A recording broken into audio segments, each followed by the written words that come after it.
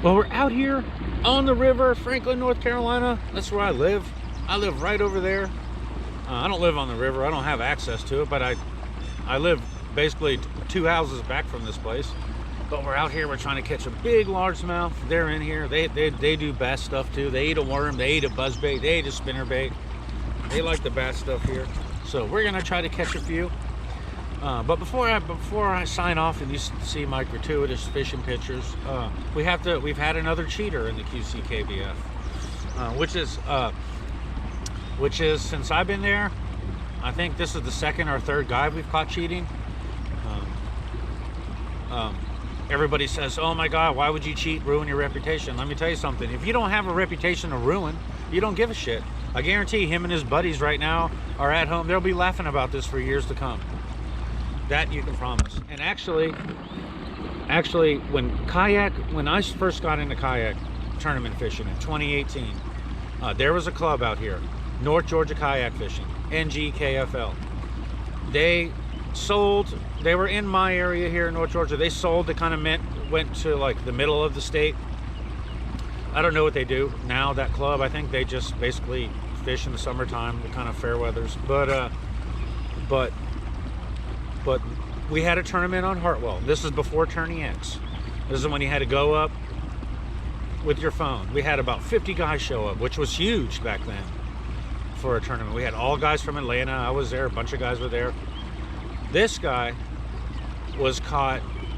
He was suspected of, after all was said and done, after he won, after everything, looking over the pictures, they caught him sharing fish. He was with a group of three other guys. They were sharing fish. We couldn't do anything about it. All we could do was say that you're never allowed to fish in our tournaments again. But this guy was caught cheating. There hasn't been an official word yet of how he was cheating, but the word on the street was it was transporting fish, which to me seems like an absolute hassle for $2,000. Transporting giant bass around. The guy lives in a community where they have a pond. They have a community pond in their neighborhood. This pond is full of giant bass. This pond has crappie in it. This pond has shad in it. And the bass there get huge. And the word on the street was he was moving fish around. I don't know how he did it. I don't know anything about that. But his bass in the pictures, they don't even look like Hartwell bass. They look like Florida bass, and that's what's in that pond. The community stocked it with F1s a long time ago, and there's giant bass in it. And people say, "Oh, how would you cheat? Why would you cheat? Why would you ruin your reputation?" It goes back to what I'm saying. If you don't care, if you're not a real fisherman, if you don't care, you're just out there fishing or whatever, and, hey, I'm gonna go do this tournament and I'm gonna freaking cheat, you know? I'm gonna cheat to win. This is gonna be what I do. And if I get caught, he doesn't care. And that's basically what happened. We're not gonna get the $2,000 back from him. Vinny has to soak that loss up. He doesn't have to, but he does. He's a tournament director. He's the best tournament director I think I've ever come across in my short tournament career. I've been fishing my whole life, but just doing tournaments. That's why I got a kayak, because I wanted to fish tournaments. And then I fell in love with it. But unless somebody pays a visit to this guy's house, knocks on his door and tries to get the money back from him, it's probably not going to happen. And I don't think it's Vinny's not going to go to court 10 times in Georgia to try to get this guy. I don't even know if they can prosecute him on it. Would just be a total money suck and not worth the effort. But he's not worth the effort. But that's it. I mean, it's going to happen. It puts a black eye on the sport when it does happen. And it's always the same thing. It's never like a good fisherman. It's always a freaking goon, a hack. Somebody thinks it's funny. Somebody from a shitty part of society. Like I don't know. Like I don't know why he would do that. But that's what happened. That's what I know. Please in the comments if you know more than I do. I mean, we need to find out like what happened, how this went down, so we can look. I mean, we have a tournament league out here, I-League, and we just do little online tournaments and meet up tournament. We're not by any means anywhere near QC, and we don't want to be. But just for tournament directors to learn and to like not let this happen again. And it's like I said, it's not Vinny's fault. It's not the QC's fault. This guy was a straight up cheater, and it's terrible. It makes me mad. It makes me more mad for the club. Now, I'm not mad at that guy for cheating. I mean, he's an ass, but I feel bad for the club. I feel bad for Vinny, because I can guarantee you what happened when Vinny found out. He got really mad at first. I guarantee it. And then he got upset. He got emotional. He probably shed a tear, because he takes this stuff to heart, and he should. And like I said, he's already made it right with the guys. He had to come out of his own pocket for the money, which I'm sure he can afford. But he's a successful businessman and a teacher. I don't know. I just feel really bad, sick to my stomach over it. But there's really nothing we can do about it. I mean, the guy's name is out there. Ask around, you'll find out. But that's what I have. That's all I know. We're gonna go out here. We're gonna get him. We're gonna get him on that buzz bait. That thing's gonna be ba-boom. So we're gonna catch some big ones, and I'll be checking back with you. There's one. That looks post spawn, kind of. Yeah, I'm not gonna measure him. It's kind of small. There he goes. Killed my fluke. When you boil your flukes, you only get like 1 or 2 fish out of them. I'm gonna retie this mess. There's another one. Small.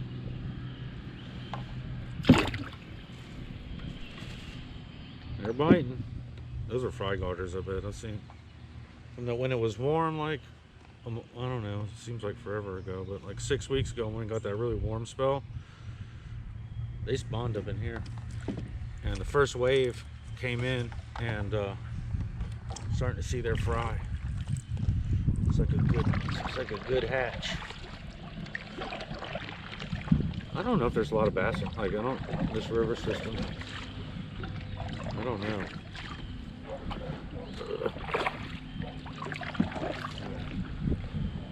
Wind's starting to kick up. To get some crappy weather.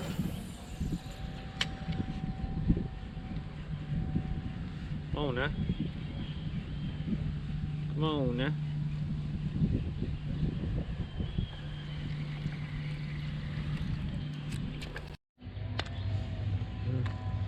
It's another 15. Ooh. Oh, nice. Soaked.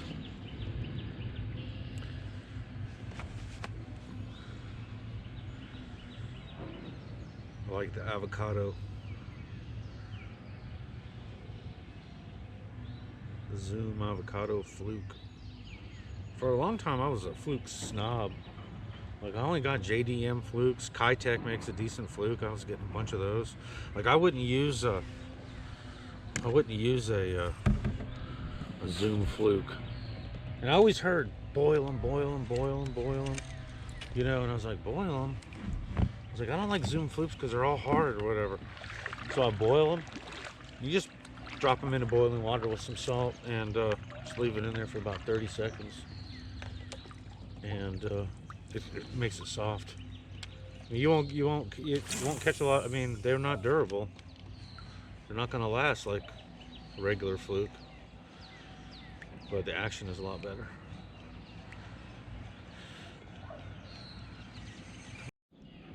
Let's do some. We're gonna do some buzzbait therapy. I'll throw a buzzbait for like 10 minutes.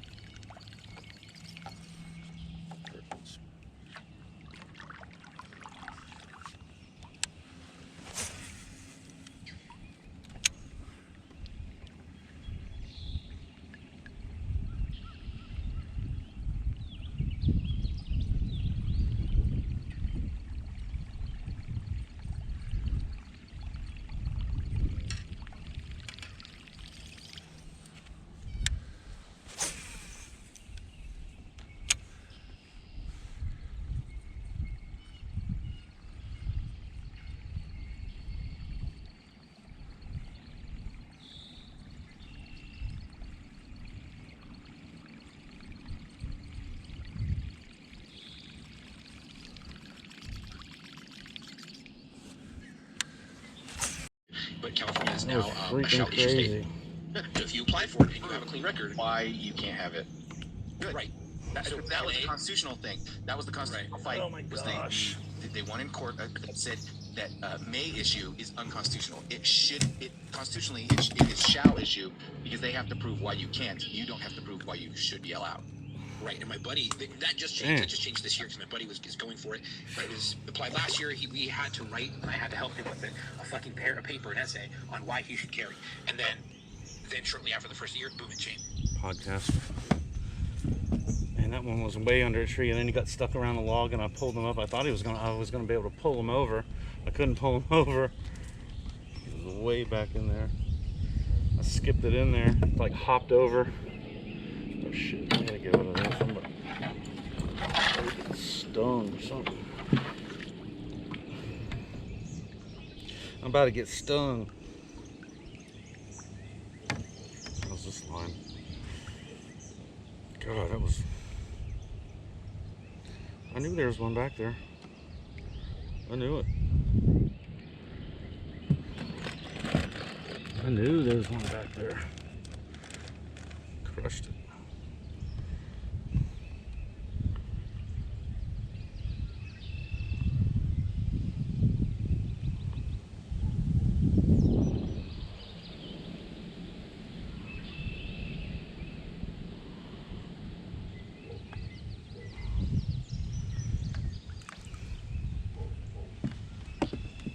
I like these Fenwick's HMXs.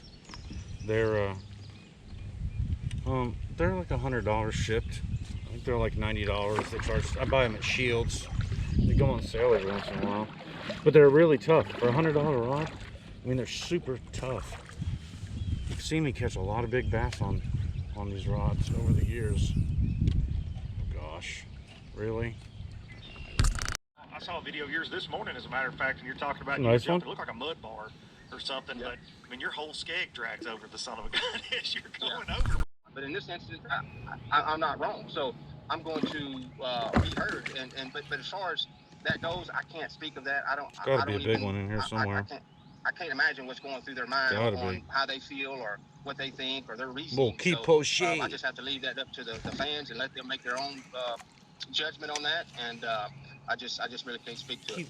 And that's true. You can't control. I mean, look, I got folks that follow me, and you never know what they may say or interpret something you said or something you've done. I mean, Lord knows, I've got myself into plenty of. You and I are troublemakers, Keith. I think you and I should start a show together.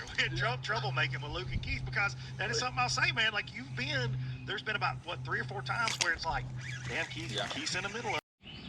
Finally got a good one. I'll take a picture of him.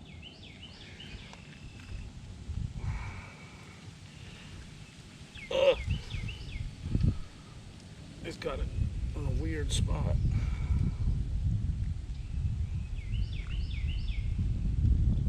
Oh my gosh. What the heck? There we go. Just a little bit longer. We need a big. We need a big. Got Jason Starry out there. He's catching them everywhere he goes. Ugh. 16 inches. Nope, no picture. Woo. Tomorrow we're going to Georgia. We're going to a place where I caught 3 7-pounders in one day on a chatterbait. I had like the dirty 30. I had like 4-pounder, a 5-pounder, and 3 7s one morning. But that's my fish story. It's true. And so those were kind of the conditions. I only got a good one. Was initially deployed. They started moving up into the mountains, and again, as I mentioned, rain had been. I'll definitely get a picture of this guy.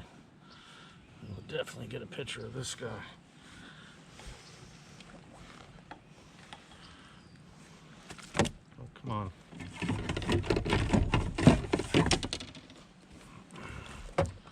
Stop swimming in my hand. All right.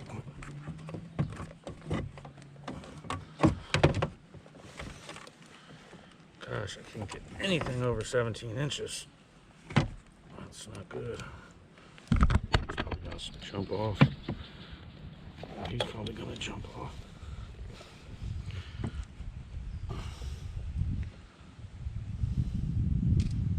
17 1/4.